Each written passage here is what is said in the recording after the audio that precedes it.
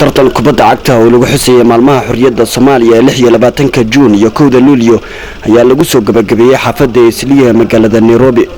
tartanka ayaa waxaa soo qaban qaabisay jaaliyadda isboortiga Soomaalida ee dalka Kenya waxaana ka qayb galay ciyaartoydii hore ee xulka qaranka Soomaaliya iyo dhalinyarada cuslaatay ee xaafadda Isliya.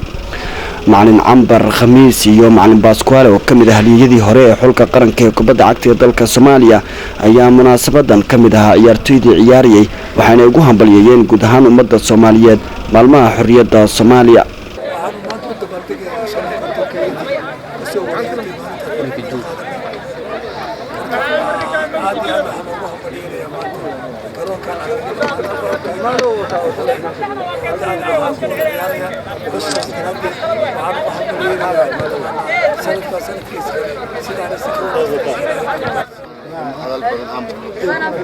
ومالين تاريخنا ومالين دلك عيارتونا مقع كله وعن حسينا عيار عن بناني بسم الله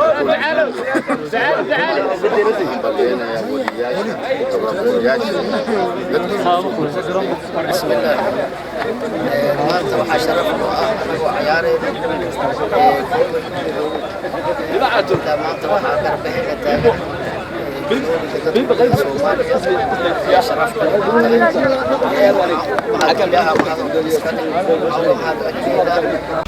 gudoomiyaha jaaliyadda isboortiga Soomaalida ee dalka Kenya Khaliif Ali Ahmed Bajo ayaa sidoo kale sheegay in sanad kasta ay tartanka lagu xusayo 1 Luulyo ay ku qabtaan xaafadda Isliya magaalada Nairobi.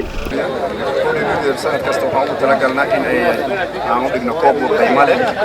تلكم كاسوها لورا شادات كقول كواوين يعني سينو كوسو مالنتا أنا نكقادنا مثل ماذا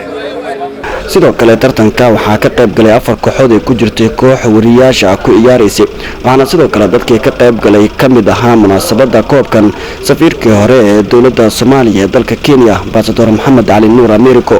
maalintan 1 Luulyo ayaa maalin ku weyn Soomaalida guud ahaan meel kasta ay joogaan waxaana sanad kasta xiliyadan oo kale la qabtaa hambalyo loo dhigayo maalinta 1 Luulyo xornimada Soomaaliya waxaana garoonkan uu kamid yahay garoomada sanad kasta lagu qabto tartamada loogu dabaaldegayo 1 Luulyo. Ibrahim Gedo Awale, Universal TV, Nairobi.